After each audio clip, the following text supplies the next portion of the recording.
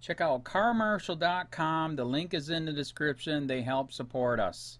A Metro police officer facing serious charges. He's accused of deleting text messages between himself and an 18-year-old woman who committed suicide. Good evening. Thanks for joining us tonight. I'm Dan Spieler. And I'm herself in 2015. Now, Officer Francisco 59 Shannon Hauser is live in the newsroom right now with much more tonight on this in-depth and troubling investigation. Shannon? And a very lengthy investigation spanning more than 2 years. Court records cite technology issues for the reason all of this took so long. Officer Francisco Olmos now charged with obstruction of justice and computer trespass. No matter what the motivation was, it is thoroughly inappropriate. An IMPD officer accused of deleting text messages on the scene of a suicide. Officer Francisco Olmos is facing felony and misdemeanor charges. This is video from when we rode along with the officer last year. Officer Olmos and the victim here, a young woman, had known program and had known Olmos for roughly 9 months. The Explorer program gives young people the chance to explore a career in law enforcement. Court records show he and the 18-year-old girl exchanged hundreds of text messages, phone calls, videos, and Snapchats over the course of 2 months. They would exercise together about 2 days a week. They were in contact with each other virtually daily. She'd gone along with about 15 ride-alongs. Investigators say the two communicated dozens of times the day the teen took her own life in 2015. The officer says he received a phone call from the victim that he said was concerning. When she hung up, Officer Olmos went to her home where he and the girl's father found her dead. That's when the officer is alleged to have deleted at least 10 text messages on her phone. According to our forensic examiner, it's alleged that all those deletions occurred within 30 minutes or so after it was discovered that she had committed suicide. Court records show those messages include texts where Officer Olmos told the teen, quote, "You are going to make me look so stupid in front of your family. I'm going to knock on your door." We allege that he took significant steps to alter her telephone. The teen's phone was locked, and investigators were just recently able to use new technology to access those deleted texts. The officer now suspended from IMPD without pay. It's absolutely frustrating, no question about it. Obviously, that's what motivated us to go forward with the investigation with Special Investigations Unit and file these charges. The prosecutor tells me no other charges are expected in this case. He also says the relationship between the officer and the teen is unclear. Officer Olmos told investigators, though, he, quote, absolutely cared about her. IMPD has recommended Officer Olmos be terminated. His initial hearing in court is tomorrow morning. In the newsroom, Shannon Hauser, Fox 59. IMPD officer arrested, accused of deleting text messages on phone tied to teen's death. Posted 1:19 p.m., November 30, 2017, by FOX59 Web, updated at 7:04 p.m., November 30, 2017.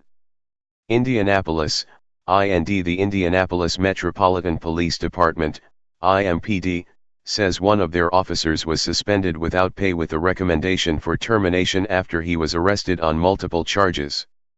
Francisco Olmos. IMPD says 10-year veteran Francisco Olmos was arrested on Thursday and charged with obstruction of justice, a level 6 felony, and computer trespass, a Class A misdemeanor.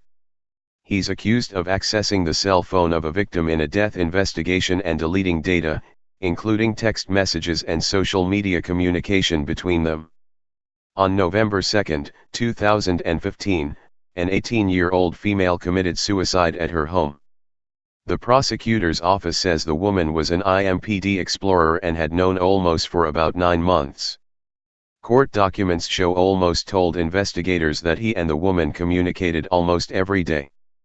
The Explorer program is a collaboration effort with IMPD and the Boy Scouts of America. It gives youth an opportunity to explore a career in law enforcement, IMPD's website says. The program has been around since 1970. Court documents show the victim joined the program at age 16 and had done about 15 ride-alongs with Olmos, and they would occasionally exercise together on the main trail at Fort Harrison. Olmos told investigators he had come to the woman's home to check on her after becoming concerned about not receiving a response from her after multiple attempts. On the day she died, she called Olmos around noon, according to court documents. Olmos told investigators she said, "I want you to know something." I was like, "What's that?" She's like, "I want you to know that you're a really good officer. You're a great officer. You're gonna make a fantastic SWAT officer." He claims she said she couldn't talk to him anymore, and it wasn't his fault. She said "I love you" before hanging up the phone, but had never said that before. He said this worried him and she didn't answer any more of his calls. Francisco Olmos. The victim was found dead by her father.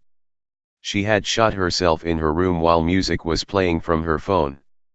Olmos asked for her phone, and the father gave it to him. Prosecutors say he then accessed several apps within the phone to delete messages and then left the phone at the home. The phone then had a password on it, which family members said was strange because none of them used a password. Using recent advancements in cell phone technology, detectives were able to examine the phone. The phone could now be unlocked, which allowed police to view messages once thought deleted. IMPD says this technology was not available to them prior to August 2017. The following are excerpts from the messages Olmos sent her, which court documents show were recovered by police. "Please don't do this to me. Don't go over there. I'm here and you said I was here. You said you would show me. You said you would see me. Why are you doing this to me? Please don't go over there. How can you ignore me like I'm just one of them?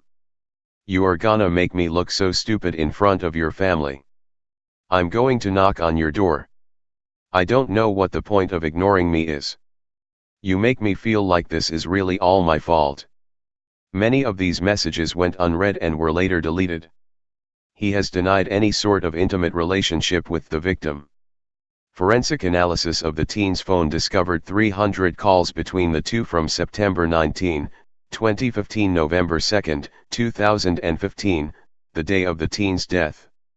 They also discovered 177 messages from October 21, 2015 to November 2, 2015. There were 22 calls placed on the day of her death. Investigators submitted their findings to IMPD Chief Brian Roche, who immediately suspended Olmos without pay and recommended his termination, which will be decided by the IMPD Merit Board. Olmos has been employed with IMPD since October 2007. He was most recently assigned to East District Late Shift. Marion County Prosecutor, Terry Curry, said the allegations are frustrating. No matter what the motivation was, it was thoroughly inappropriate, Curry said. He added, "Certainly, we can't determine exactly why he did it, however, any police officer would know that at that sort of scene, even if it was apparent at that time it was a suicide, the first thing that would need to be done would be to notify homicide, and secondly and most importantly, not to disturb anything that's there on the scene." Curry also said he doesn't expect additional charges in the case. Hey Charlotte County, this is Charlotte County Cop Watch, and I wanted to explain what fair use is. You can use pieces of news articles if you're doing it for news reporting, you have commentary, and you're doing it for education purposes. So that's what fair use is, as you can see right here. Another reason why I wanted to make this video is to let you know I have just joined with Patreon. A nice thing with Patreon, I make no money on YouTube. They took the money away years ago, and so this is another way to give, and it's a nice thing too because you can give monthly. You can give $1, $5, $10, whatever. I do 4 to 5 hours a day on trying to wake the sheeple up on how corrupt it is and different ways that you can fight the corruption. So Patreon is a way that you can do it, and then of course the old way is still there. Donate to Sheriff County Cop Watch with PayPal or credit card. So keep that in mind. 4 to 5 hours a day. I make no money, but the corruption happened to me, and I'm sick of it. So I'm trying to wake people up. But my wife would love it if some, if we could get some help out there. There's 47,000 subscribers. Just think if each one of you subscribers just gave a, let's say, actually, yes, $1 a month. 47,000 subscribers gave $1 a month. That would be awesome. That's not going to happen. But anyways, that would be great if it did happen. But, do the math in your head. Just think about it. Like I said, 4 to 5 hours a day. I get no money from YouTube. YouTube has gone nuts. You can't do anything anymore. They're taking the money away everywhere. So these are a couple different ways that you can still help out with all this time that I put in. And as you know, I'm in a special situation where, at least I can do it. 4 to 5 hours a day. We have a cleaning company during the day. That's what allows me to do this, and we're debt free. So this is my hobby. I don't go fishing and all that other crap. I try to save the world.